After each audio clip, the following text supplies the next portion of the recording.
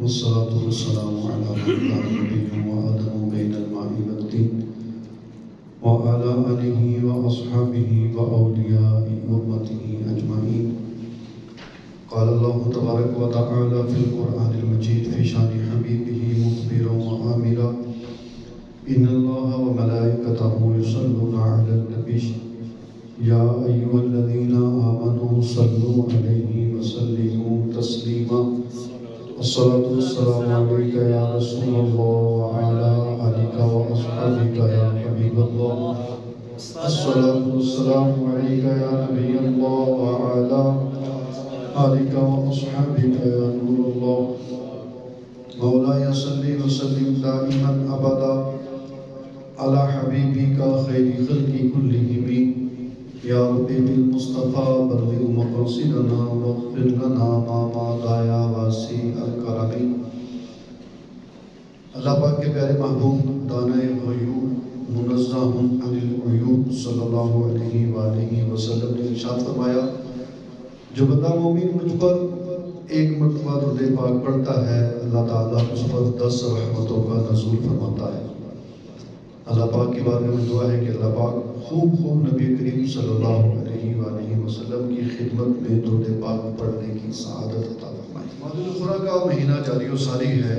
اس مہینے کو بلا فصل وہ ہستی جن کو انبیاء اور رسول کے بعد اس پوری امت میں سب سے زیادہ فضیلت حاصل ہے، جن کو نبی کریم صلی اللہ علیہ وسلم کے بعد سب سے پہلے امامت کا شرف حاصل ہے، جو یار غار بھی ہیں اور یار مزار بھی ہیں، جناب سیدنا ابوبکر صدیق رضی اللہ تعالی عنہ. آپ سے نسبت حاصل ہے. آج 22 جمادی الاخری ہے اور آج کے دن ہی آپ کا عرس مبارک بھی ہے. 22 جمادی الاخری کو آپ کا وصال ہوا اور آج کے دن عشاقان رسول، عشاقان صحابہ و اہل بیت آپ کا ذکر خیر کرتے، سنتے اور آپ کے نام پر احسان ثواب کرتے دکھائی دیتے ہیں. اسی مناسبت سے آج ہم بھی حضرت ابوبکر صدیق رضی اللہ تعالیٰ عنہ کی شان، قرآن کی زبان، یعنی اللہ تبارک و تعالیٰ نے قرآن میں آپ کی کیا شانیں بیان فرمائی، اس حوالے سے گفتگو سنیں گے. اللہ پاک ہمیں محبوب کریم صلی اللہ علیہ وسلم کی، آپ کے صحابہ کی، آپ کے اہل بیت کی، تمام اولیاء اللہ کی محبت عطا فرمائے اور ان کی محبت میں ہی جینا مرنا بھی نصیب فرمائے. اللہ پاک سورۃ التوبہ میں قرآن پاک کے اندر ارشاد فرماتا ہے: إِلَّا تَنْصُرُوهُ فَقَدْ نَصَرَهُ اللَّهُ إِذْ أَخْرَجَهُ الَّذِينَ كَفَرُوا ثَانِيَ اثْنَيْنِ إِذْ هُمَا فِي الْغَارِ إِذْ يَقُولُ لِصَاحِبِهِ لَا تَحْزَنْ إِنَّ اللَّهَ مَعَنَا فَأَنزَلَ اللَّهُ سَكِينَتَهُ عَلَيْهِ.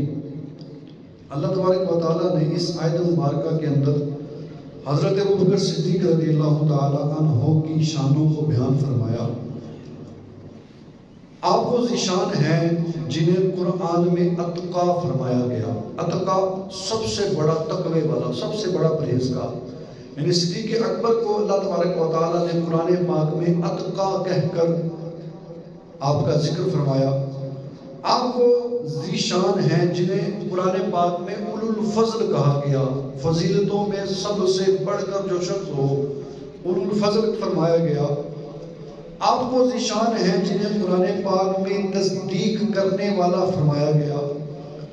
آپ وہ ذیشان ہیں جنہیں خائف کبریا فرمایا گیا.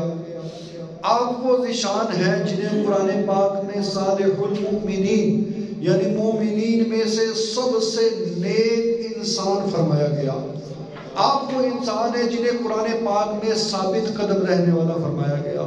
اور پھر قرآن پاک میں اللہ تبارک و تعالیٰ نے آپ کے اوصاف بیان فرمائے کہ حضرت صدیق اکبر رضی اللہ تعالیٰ عنہ کی شان یہ ہے کہ آپ اللہ تعالیٰ سے محبت کرتے ہیں، اللہ تعالیٰ آپ سے محبت فرماتا. آپ مومنوں پر رحم دل ہیں، آپ اللہ تبارک و تعالیٰ سے محبت کرتے ہیں، آپ دشمنان اسلام پر شدت فرمانے والے ہیں، آپ راہ خدا میں تن من دھن کی قربانی دینے والے ہیں، دین کے معاملے میں کسی کی ملامت کا خوف نہ کرنے والے ہیں۔ یہ اوصاف اللہ تبارک و تعالیٰ نے حضرت صدیق اکبر رضی اللہ تعالیٰ عنہ کے قرآن پاک میں بیان فرمایا۔ اور آپ کی شان یہ ہے، مصطفیٰ صلی اللہ علیہ وسلم نے ایک مرتبہ ارشاد فرمایا، لوگوں مجھ پر جنہوں نے بھی احسان کیا میں نے ان کے احسان کا بدلہ اتار دیا، جن لوگوں نے جو بھی احسانات کیے تھے میں نے ان کے احسانوں کا بدلہ اتار دیا، لیکن صدیق اکبر نے مجھ پر جو احسانات کیے ہیں ان کے احسانوں کا بدلہ میں نے نہیں اتارا، بلکہ قیامت کے دن اللہ خود ہی ان کو ان کے احسانوں کا بدلہ عطا فرمائے گا۔ صدیق اکبر رضی اللہ تعالی عنہ کو اللہ تبارک و تعالیٰ نے یہ شان عطا فرمائی۔ اللہ تبارک و تعالیٰ نے فرمایا سورۃ التوبہ جو میں نے آیت مبارکہ آپ کے سامنے تلاوت کی، اللہ فرماتا ہے إِلَّا تَنْصُرُوهُ فَقَدْ نَصَرَهُ اللَّهُ۔ ان آیات کے اگر پس منظر پر جائے سورۃ التوبہ میں اللہ تبارک و تعالیٰ نے ان آیات کے پیچھے ان آیات کے پس منظر میں غزوہ تبوک کو بیان فرمایا۔ غزوہ تبوک سخت گرمیوں کے دنوں میں تھا،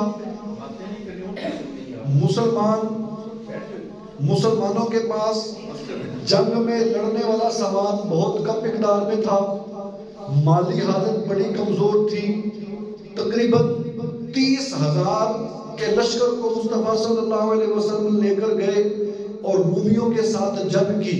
اس جنگ کی عکس بندی اللہ تبارک و تعالیٰ نے ان آیات میں ذکر فرمائی۔ اللہ فرماتا ہے محبوب إِلَّا تَنْصُرُوهُ فَقَدْ نَصَرَهُ اللَّهُ، اے محبوب کے غلاموں، اے صحابہ کرام، اگر تم میرے محبوب صلی اللہ علیہ وسلم کی خدمت کرنے سے عاجز آ جاؤ، اگر میرے محبوب کے بازی لگانے سے عاجز آ جاؤ، اگر میرے محبوب کے ساتھ جنگ لڑنے سے عاجز آ جاؤ، اگر میرے محبوب کی خدمت کرنے سے ٹہر جاؤ، رک جاؤ، تو سن لو میرے محبوب کا ایک یار ہے حضرت ابوبکر صدیق، وہ تم سب پر بھاری ہے۔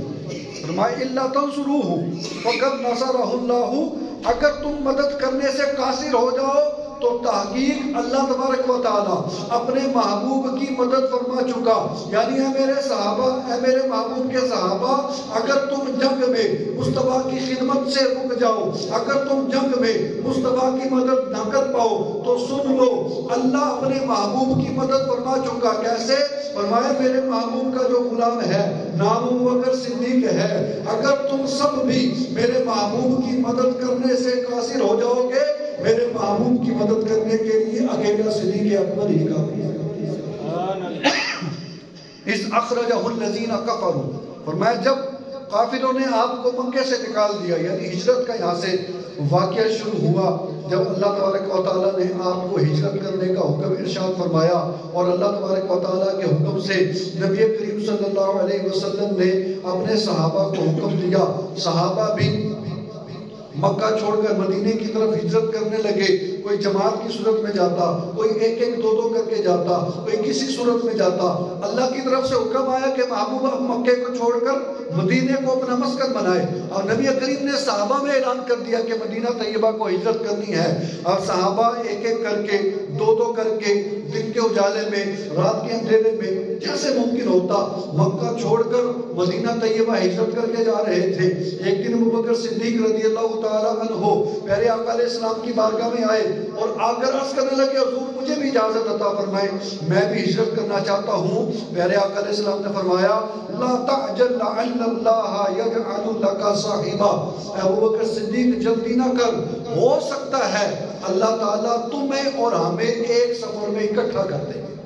حضرت ابوبکر صدیق سمجھ گئے کہ اللہ تبارک و تعالیٰ محبوب کریم صلی اللہ علیہ وسلم کی معیت عطا فرمائے گا، آپ کا ساتھ عطا فرمائے گا۔ آپ گھر گئے، آپ نے 2 اونٹنیاں خریدی اور ان کو روزانہ اچھے سے اچھا چارہ کھلاتے، ان کی دیکھ بھال کرتے، تقریباً 4 ماہ تک ان اونٹنیوں کی دیکھ بھال کرتے رہے، اور روزانہ اس بات کا انتظار ہوتا کہ نہ جانے کب مصطفیٰ صلی اللہ علیہ وسلم کی بارگاہ سے یہ اعلان ہو جائے کہ آج ہم نے سفر کرنا ہے۔ کہتے 4 ماہ تک میں ان کی خدمت کرتا رہا، ان کی دیکھ بھال کرتا رہا کہ سفر بڑا طویل ہے، سفر کے دوران آزمائش نہ ہو جائے۔ 4 ماہ گزرنے کے بعد جمعے کا دن تھا، ربیع الاول کی تاریخ تھی. نبی کریم صلی اللہ علیہ وسلم فرماتے میرے گھر تشریف لائے. نبی کریم صلی اللہ علیہ وسلم نے فرمایا اے ابو بکر اللہ کی طرف سے ہجرت کا حکم آ گیا ہے. ابو بکر عرض کرنے لگے یا رسول اللہ صلی اللہ علیہ وسلم کیا مجھے بھی اللہ تبارک و تعالیٰ نے آپ کے ساتھ ہجرت کا حکم دیا ہے؟ کیا مجھے بھی سفر میں آپ کی صحبت ملے گی؟ آقا نے فرمایا ابو بکر تم کو مبارک ہو، اللہ نے تم کو سفر میں میرا ساتھی بنایا ہے. سفر میں تم کو میرا ساتھی بنایا ہے. یہ سن کر ابو بکر رضی اللہ تعالی عنہ کی آنکھوں سے خوشی کے مارے آنسو نکل آئے. حضرت عائشہ گھر میں کھڑی ہو کر دیکھ رہی تھی. فرماتی ہیں مجھے نہیں پتا تھا کہ بندہ خوشی کی وجہ سے بھی ہوتا ہے، لیکن اپنے والد محترم کو دیکھا تو دیکھ کر مجھے یہ علم ہوا کہ بندہ خوشی میں بھی آنسو بہا لیا کرتا ہے. پھر اللہ تبارک و تعالیٰ کے حکم سے نبی کریم صلی اللہ علیہ وسلم مکے کو چھوڑ کر مدینہ طیبہ کا سفر کیا. اب سفر کے دوران ابو بکر صدیق رضی اللہ تعالیٰ عنہ کا بڑا ایک نرالا سا انداز تھا. آپ چلتے چلتے کبھی حضور کے آگے آ جاتے، چلتے چلتے کبھی حضور صلی اللہ علیہ وسلم سے پیچھے آ جاتے، چلتے چلتے کبھی حضور کی دائیں طرف چلنے لگتے، چلتے چلتے کبھی حضور کی بائیں طرف چلنے لگتے. پیارے آقا علیہ السلام نے پوچھا صدیق اکبر خیر ہے؟ کوئی پریشانی کوئی مسئلہ خیر ہے سب؟ عرض کی حضور خیر ہے. فرمایا چلتے چلتے کبھی آگے آتے ہو، کبھی پیچھے چلے جاتے ہو، کبھی سیدھی ہاتھ پر چلنے لگتے ہو، کبھی الٹے ہاتھ پر چلنے لگتے ہو، وجہ کیا ہے؟ عرض کی پیارے محبوبہ جب مجھے یہ گمان ہوتا ہے کہ دشمن آپ کے سامنے سے حملہ نہ کر دے تو میں آپ کے سامنے چلنے لگ جاتا ہوں تاکہ اگر کوئی تکلیف دینے والی چیز آئے پہلے ابو بکر کے سینے کو لگے. جب مجھے یہ گمان ہوتا ہے کہ دشمن پیچھے سے آپ کو تکلیف پہنچائے گا میں آپ کے پیچھے چلنے لگ جاتا ہوں تاکہ آپ پر پہنچنے والی تکلیف پہلے صدیق کے پاس ہو کر گزرے. جب مجھے یہ گمان ہوتا ہے کہ دشمن سیدھی طرف سے آئے گا تو میں آپ کی سیدھی طرف چلنے لگ جاتا ہوں، اور جب مجھے یہ گمان ہوتا ہے کہ دشمن الٹی طرف سے آئے گا میں آپ کی الٹی جانب چلنے لگ جاتا ہوں. آقا علیہ السلام نے حضرت ابو بکر صدیق کی ان باتوں کو سنا اور فرمانے لگے یا ابا بکر لو کان شیء احببت ان یکون لک دونی. اے ابو بکر کیا تمہیں یہ پسند ہے کہ کوئی چیز مجھ پر آئے، کوئی چیز مجھے آ کر تکلیف دے، مجھ پر آنے سے پہلے وہ تم تک پہنچ جائے؟ کہنے لگے آقا مجھے یہ بڑا پسند ہے کہ آپ پر آنے والی تکلیف صدیق کو مل جائے. اللہ تبارک و تعالیٰ کے محبوب صدیق یہ بات سن کر مسکرا دیے. صدیق یہ بات سن کر مسکرا دیے. اور صدیق سے کبھی کسی نے پوچھا نا صدیق تمہاری خواہش کیا ہے؟ وہ تمنائیں دل میں ہوتی ہیں انسان کے، ہمارے دل میں بھی تمنائیں ہوں گی. کہنے لگے میری 3 تمنائیں ہیں. کیا تمنائیں ہیں؟ کہنے لگے جی پہلی تمنا یہ ہے النظر الی وجہ رسول اللہ. آقا علیہ السلام بیٹھے ہو صدیق اکبر ٹک ٹکی باندھ کر مصطفیٰ کو ہی دیکھنا ہے. سبحان اللہ. النظر الی وجہ رسول اللہ. دوسری کیا ہے؟ کہنے لگے وَإِنْفَاقُ مَالِ عَلَىٰ رَسُولِ اللَّهِ. میری دوسری تمنا یہ ہے اللہ مال عطا کرتا رہے میں مصطفیٰ کے نام پر قربان کرتا رہوں. تیسری کیا تمنا؟ کہا تیسری تمنا یہ ہے وَالْجَلُوسُ بَيْنَ يَدَيْكَ. آقا کے سامنے ہر وقت ہی بیٹھے رہنا چاہتا ہوں، پل بھر بھی ایسا نہ آئے کہ مصطفیٰ کی زیارت نصیب نہ ہو. اور آج ہم دیکھیں ہماری تمنا ہے کیا؟ یقیناً صدیق اکبر سے ہمیں پیار ہے، حضور کے تمام صحابہ سے پیار ہے، لیکن ہم پیار میں کیا سچے ہیں؟ کیونکہ جس سے پیار ہوتا ہے اس کی باتوں کو مانا جاتا ہے، جس سے پیار ہوتا ہے اس کے پیچھے چلا جاتا ہے. صدیق اکبر فرمائے مجھے مصطفیٰ کو دیکھتے رہنا بڑا پسند ہے، ہم مصطفیٰ صلی اللہ علیہ وسلم کی زیارت کرنے کے لیے تمنا کریں ہی نہ. صدیق اکبر فرمائے میں مصطفیٰ کے قدموں پر اپنا مال قربان کرنا چاہتا ہوں، مجھے یہ بڑا پسند ہے، مصطفیٰ کے نام پر کچھ دینا پڑ جائے تو ہم کترا جائیں. صدیق اکبر یہ فرمائے کہ ہر وقت مصطفیٰ صلی اللہ علیہ وسلم کی بارگاہ میں رہنا چاہتا ہوں اور ہم گنبد خضرا کی زیارت کے لیے تڑپیں ہی نہ. تو یہ عشق سچا نہیں. عشق سچا جب ہوتا ہے کہ محبوب کی باتوں پر عمل کیا جاتا ہے. تو نبی کریم صلی اللہ علیہ وسلم کا یہ سفر چلتے چلتے غار ثور تک پہنچے. وہ پورا ایک واقعہ پھر غار ثور پر کیسے صدیق اکبر لے کر چلے. آج بھی اگر آپ غار ثور پر جائیں آج بھی تقریباً 3 سے 4 گھنٹے لگتے ہیں چڑھنے میں، اور پوڑیاں بن گئی الگ، سیڑھیاں بن گئی ہیں الگ، جانے کا راستہ الگ ہے. صدیق اکبر جب گئے تھے جانے کا راستہ نہیں تھا، مصطفیٰ کو کندھوں پر بٹھا کر بعض روایتوں میں آتا ہے پنجوں کے بل آپ چلے. پورا پاؤں بھی زمین پر نہیں رکھ رہے تھے کہ دشمن آ کر ڈھونڈے، دشمنوں کو میرے پاؤں کے نشان بھی نہ ملے۔ آج ہم سے پورا پاؤں رکھ کر بنے بنائے راستے پر چلنے میں ہمیں دشواری ہوتی ہے۔ وہ صدیق اکبر کا کیسا عشق تھا کہ مصطفیٰ کو کندھوں پر بھی اٹھایا ہے، کندھوں سے اپنے کندھوں پر بٹھا کر برکتیں لے رہے ہیں، اور پاؤں کے پنجوں کے بل چل کر صدیق اکبر غار کے دانے تک پہنچے، جس غار میں جا کر آپ لوگ نفل پڑھتے ہیں۔ اب جب غار کے دانے پر پہنچے نا، صدیق اکبر نے یہاں پر بھی عشق کا نرالا انداز دکھایا۔ عرض کیا آقا جی ذرا ٹھہر جائیے، ذرا رک جائیے، پہلے مجھے اندر جانے دے۔ کیوں جی؟ عرض کرنے لگے آقا جی میں جاتا ہوں، دیکھتا ہوں کوئی اندر نقصان دینے والی چیز تو نہیں ہے، میں چاہتا ہوں آپ کو اگر کوئی چیز نقصان دینے آئے پہلے صدیق کا سینہ اس کے لیے حاضر ہو۔ خود اندر جاتے ہیں، وہ اس کی غار کی صفائی کرتے ہیں، پھر وہ سانپ والا واقعہ بھی یہاں پر ہوتا ہے، غار کے سوراخوں کو بند کرتے ہیں، مصطفیٰ صلی اللہ علیہ وسلم ہیں، صدیق اکبر ہیں، 3 دن تک تنے تنہا صدیق اکبر مصطفیٰ کے چہرے کو دیکھتے رہے۔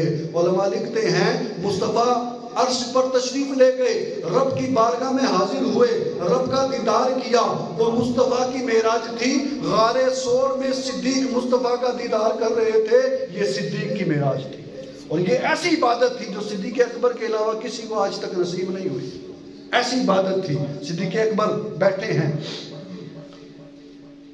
غار ثور کے اندر آئے، 1 دن 2 دن گزرا، صدیق اکبر نے مصطفیٰ صلی اللہ علیہ وسلم کی بارگاہ میں عرض کی یا رسول اللہ پیاس لگی ہے۔ حضور نے فرمایا جاؤ غار کے اندر کی طرف جاؤ، وہاں پر آپ تمہیں پانی مل جائے گا۔ صدیق اکبر کے غار کے اندر دیکھا پانی ہے موجود، دودھ سے زیادہ سفید رنگ ہے اس کا، جب ٹیسٹ کیا شہد سے زیادہ میٹھا ہے، ناک کے قریب آیا، عشق مشک و عنبر سے بڑھ کر اس کی خوشبو ہے۔ پانی پی کر واپس تشریف لائے، پیارے آقا علیہ الصلوۃ والسلام نے فرمایا وہ صدیق اکبر تمہیں مبارک ہو، خوشخبری ہے تمہارے لیے۔ آقا جی کیا خوشخبری؟ فرمایا جب تم غار کے اندر پانی پینے گئے اللہ نے جبریل کو حکم ارشاد فرمایا اے جبریل جنت کی نہروں کا رخ غار ثور کی طرف کر دو، اے جبریل جنت کی نہروں کا رخ غار ثور کی طرف کر دو، اور وہ جو تم پانی پی کے آئے ہو وہ جنتی نہر کا پانی تھا، اور صدیق اکبر تمہیں مبارک ہو۔ صدیق اکبر نے مصطفیٰ کی جب یہ بات سنی نا، صدیق اکبر خوش ہوئے اور عرض کرنے لگے آقا کہ اللہ کی بارگاہ میں میرا اتنا بڑا مقام ہے کہ اللہ تبارک و تعالیٰ مجھ سے اتنا پیار فرماتا ہے؟ فرمایا ہاں، بلکہ اس سے بھی بڑھ کر تمہارا اللہ کی بارگاہ میں مقام ہے۔ اور پھر ارشاد فرمایا اے صدیق اکبر سنو، مجھے اس رب کی قسم جس کے قبضہ قدرت میں میری جان ہے، تم سے بغض رکھنے والا، تم سے حسد کرنے والا، تمہاری نفرت کو اپنے دل میں رکھنے والا اگر 70 انبیاء کے برابر بھی نیکیاں لے آئے گا تب بھی جنت میں داخل نہیں ہوگا۔ بندہ غور کرے، ایک نبی کے برابر ہم ساری زندگی نیکیاں کرتے رہے، ایک نبی کے برابر نہیں پہنچ سکتے۔ فرمایا صدیق تم سے بغض رکھنے والا 70 انبیاء کے برابر بھی نیک اعمال لے آئے تب بھی جنت میں داخل نہیں ہوگا۔ جنت میں داخل ہونا ہے تو صدیق کی محبت کو بھی دل میں بسانا ہوگا، جنت میں داخل ہونا ہے تو عمر کی محبت کو بھی دل میں بسانا ہوگا، جنت میں داخل ہونا ہے تو عثمان کی محبت کو بھی دل میں بسانا ہوگا، جنت میں داخل ہونا ہے علی المرتضیٰ کی محبت کو بھی دل میں بسانا ہوگا۔ یہ نہیں ہوگا بندہ کلمہ مصطفیٰ کا پڑھے اور صحابہ کے بارے میں بری باتیں کرے اور کہے میں جنت میں چلا جاؤں گا، اور یہ بھی نہیں ہوگا بندہ کلمہ مصطفیٰ کا پڑھے حضور کی اہل بیت کے بارے میں بری باتیں کرے جنت میں نہیں جائے گا۔ کلمہ مصطفیٰ کا پڑھا ہے، اب صحابہ سے بھی محبت کرنی ہوگی، اب صحابہ میں چاہے وہ صدیق اکبر ہو، چاہے وہ عمر ہو، چاہے وہ عثمان ہو، چاہے وہ علی ہو، چاہے وہ امیر معاویہ ہو، چاہے وہ ابو سفیان ہو، حضور کے ہر صحابی سے محبت کرنی ہوگی، اور ساتھ میں حضور کی اہل بیت سے بھی محبت کرنی ہوگی۔ ان 3 افراد کا دامن تھام لیں گے، مصطفیٰ کا دامن بھی ہے، اہل صحابہ کا بھی دامن ہے، اہل بیت کا بھی دامن ہے۔ اب ان حضرات کی محبت اللہ کی بارگاہ سے جنت عطا کروائے، اور اگر ان میں سے کسی سے بھی بغض ہوگا نا، کسی سے بھی بغض ہوگا، صحابہ کے بارے میں ہلکی سی بھی دل کے اندر خلش ہوگی، کسی کے بھی بارے میں حسد ہوگا، جتنے بھی نیک اعمال ہوں گے جنت نصیب نہیں ہوگی۔ اللہ تبارک و تعالیٰ کے محبوب فرماتے ہیں، حضرت انس بن مالک حدیث پاک کے راوی ہیں، کہتے ہیں ایک مرتبہ نبی کریم صلی اللہ علیہ وسلم منبر پر جلوہ فرما ہوئے، منبر پر جلوہ فرما ہو کر حمد و ثنا پڑھنے کے بعد پوچھا صدیق اکبر کہاں ہے؟ عرض کی حضور میں یہاں موجود ہوں. صدیق اکبر اٹھے کھڑے ہوئے, حضور یہاں موجود. حضور نے فرمایا میرے صدیق قریب آ جاؤ. صدیق اکبر نبی کریم صلی اللہ علیہ وسلم کے قریب گئے. آقا علیہ الصلوۃ والسلام نے صدیق اکبر کا تصور میں جائے نا کتنا لطف آیا ہوگا صدیق اکبر کو. قریب گئے, آقا نے قریب کر کے اپنے پیارے پیارے ہونٹوں سے صدیق اکبر کی پیشانی کو چوما. اللہ اکبر, کتنا لطف آیا ہوگا صدیق اکبر کو بھی.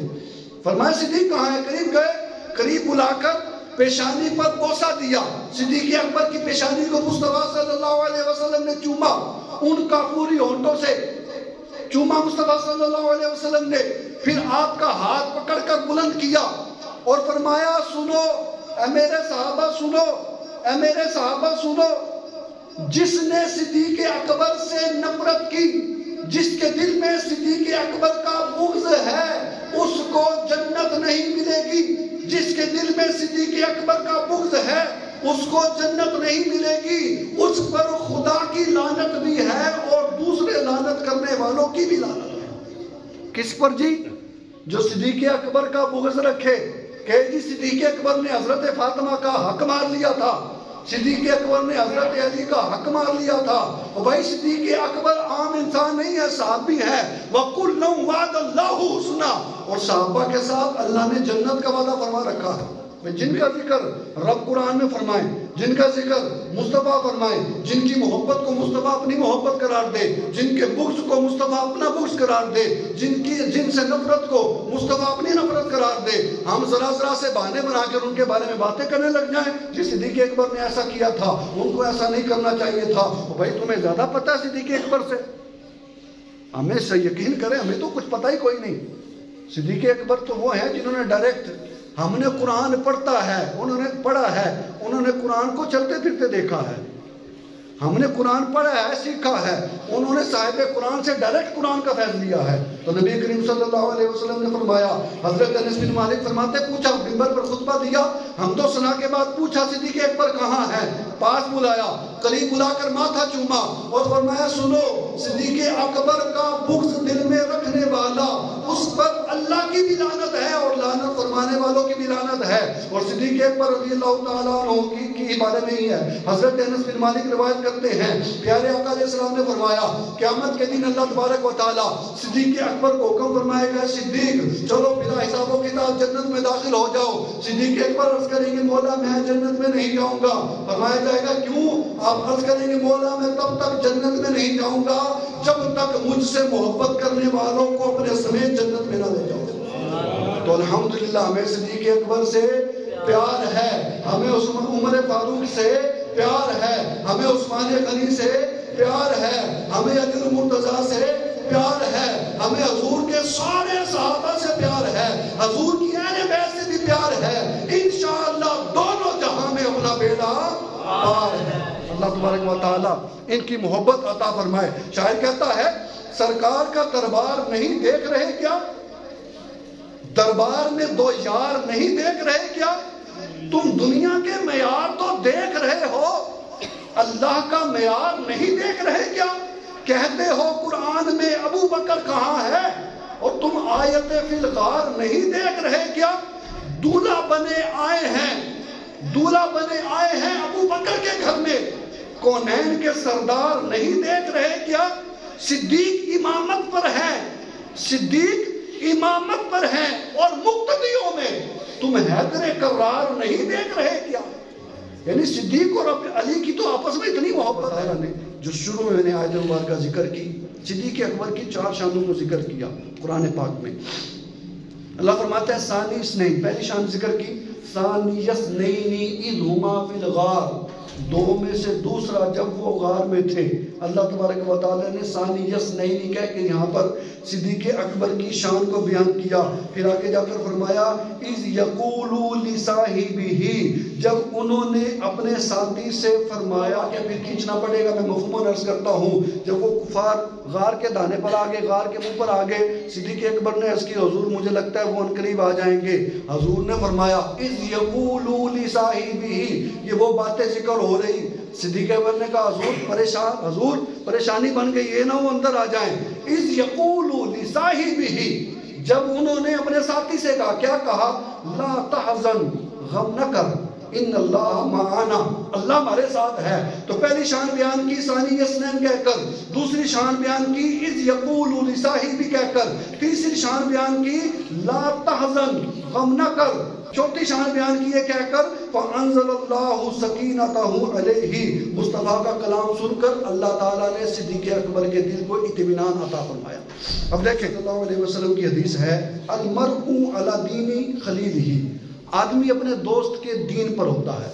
اب صدیق اکبر کے بارے میں فرمایا اذ یقول لصاحبہ، جب مصطفیٰ نے اپنے صاحب سے فرمایا، ادھر مصطفیٰ علیہ السلام کا فرمان آدمی اپنے دوست کے دین پر ہوتا ہے، ادھر قرآن کہہ رہا ہے کہ جب مصطفیٰ نے اپنے ساتھی سے فرمایا، ان دونوں باتوں کو جوڑیں تو نتیجہ نکلتا ہے کہ کوئی مصطفیٰ کے علم و عمل کو دیکھنا چاہے میرے صدیق کو دیکھ لے، کوئی مصطفیٰ کے تقوی کو دیکھنا چاہے صدیق اکبر کو دیکھ لے، کوئی مصطفیٰ کے کردار کو دیکھنا چاہے صدیق اکبر کو دیکھ لے، کوئی مصطفیٰ کے اخلاق کو دیکھنا چاہے صدیق اکبر کو دیکھ لے۔ یعنی مصطفیٰ صلی اللہ علیہ وسلم کی ہر ادا کو صدیق اکبر نے اس طرح اپنا رکھا تھا کہ کوئی صدیق اکبر کو دیکھتا تو اس کو مصطفیٰ کی شان کا اندازہ ہو جاتا، اور کوئی مصطفیٰ کو دیکھتا تو اس کے دل میں صدیق اکبر کی عظمت جاگ جاتی۔ بس فرق یہ ہے کہ مصطفیٰ آقا ہیں، صدیق اکبر خادم ہیں، فرق یہ ہے۔ اللہ تبارک و تعالیٰ نے صدیق اکبر کو مصطفیٰ کے صدقے شان عطا فرمائی۔ اور حکایات و قصص من حیات السابقین میں واقعہ ہے، ایک نیک شخص کا پڑوسی بڑا گناہگار تھا، وہ کہتے ہیں میں نے اس کی گناہگاری کی وجہ سے، اس کے تنگ کرنے کی وجہ سے اپنا گھر وہاں سے بیچ دیا اور کہیں اور شفٹ ہو گیا۔ کچھ عرصے کے بعد وہ بندہ فوت ہو گیا۔ ایک دن کہتے ہیں میں بیٹھا عبادت کر رہا تھا، گھر میں تھا، ایک شخص آیا بڑے لمبے قد والا، اور آ کر اس نے کہا کہ چلو اٹھو کھڑے ہو جاؤ، تمہارے پڑوسی کی قبر پر جانا ہے۔ کہتے میں اس کے لمبے قد سے ڈر رہا تھا لیکن میں کھڑا ہو گیا، ساتھ چلا۔ کہتے وہ شخص مجھے میرے پڑوسی کی قبر پر لے گیا، اس نے جا کر قبر کو کھول دیا۔ قبر کھولنے کی دیر تھی، میں نے دیکھا کہ میرا پڑوسی اندر ایک باغیچے کے اندر جلوہ فرما، پڑوسی باغیچے میں، قبر کے اندر کے حالات، یہ قبر اوپر سے ایک جیسی ہے، اندر سے ایک جیسی نہیں ہے۔ کہتے میں نے اپنے پڑوسی سے سوال کیا بھئی اللہ تبارک و تعالیٰ نے تجھ پر یہ کرم کیسے کر دیا، تو تو بڑا گناہگار بندہ تھا، بڑے گناہ کرتا تھا۔ وہ کہتا میں گناہگار تھا لیکن میں اللہ کی بارگاہ میں دعا کرتا تھا۔ کیا دعا کرتا تھا؟ کہتا تھا اللہم ارضی عن ابی بکر وعن عمر وعن عثمان وعن علی وارحمنی بحبہم، اے اللہ ابو بکر سے بھی راضی ہو جا، عمر سے بھی راضی ہو جا، عثمان سے بھی راضی ہو جا، علی سے بھی راضی ہو جا، اور ان کی محبت کے سبب مجھ پر رحم فرما۔ کہتے اللہ نے میری اس دعا کی برکت سے مجھے قبر کے اندر آسانی عطا فرما۔ السلام نے فرمایا صحابہ سے، اے صحابہ قیامت کے دن جب سب لوگ جنت میں چلے جائیں گے، ایک جنتی جنت سے گزرے گا، وہ جس گھر سے پاس سے بھی گزرے گا، جنتی اس کو مرحبا کہیں گے، جنتی اس کو خوش آمدید کہیں گے۔ صدیق اکبر کھڑے ہوئے، اس کی آقا بڑا خوش نصیب بندہ ہے، بڑا ہی عظمت والا بندہ ہے، کیا جنت میں اس بندے کو ہم دیکھ پائیں گے کہ جب وہ جنت سے گزرے گا جنتی اس کو مرحبا کہیں گے؟ حضور نے فرمایا صدیق اکبر وہ بندہ جب جنت سے گزرے گا جنتی اس کو ویلکم کہیں گے، وہ بندہ تم خود ہی ہو۔ اللہ نے صدیق کو یہ شان عطا فرمایا۔ صدیق اکبر جب جنت سے گزریں گے جنت میں آپ کو ویلکم کیا جائے گا، مرحبا کیا جائے گا، خوش آمدید کہا جائے گا۔ تو صدیق اکبر کی محبت کو دل میں بسائیں، صدیق اکبر کی، حضرت علی المرتضیٰ کی آڑ میں صدیق اکبر کو برا نہ کہیں، حضرت صدیق اکبر کی آڑ میں حضرت علی کو برا نہ کہے، صحابہ کی آڑ میں اہل بیت کو برا نہ کہے، اہل بیت کی آڑ میں صحابہ کو برا نہ کہے، بلکہ ہمارا یہ نعرہ ہے ہر صحابی نبی جنتی جنتی، بولے ہر صحابی نبی جنتی جنتی۔ تھوڑا زیادہ ہو گیا نعرے کے اندر، میں تھوڑا جوش لانا چاہوں گا۔ قیامت کے دن یہ جو زمین ہے یہ گواہی دے گی، اے اللہ اس نے میرے اوپر گناہ کیا تھا، اے اللہ اس نے میرے اوپر نیکی کی تھی۔ آج ہم یہ نعرہ لگائیں گے انشاءاللہ، یہ نعرہ قیامت کے دن زمین گواہی دے گی، مولا میں گواہی دیتی ہوں تیرے یہ بندے تیرے محبوب سے بھی محبت کرتے تھے، تیرے محبوب کی اہل بیت سے بھی محبت کرتے تھے، تیرے محبوب کے صحابہ سے بھی محبت کرتے تھے۔ تو ہمارا عقیدہ کیا ہے جی؟ ہر صحابی نبی ہر صحابی نبی اللہ تبارک و تعالیٰ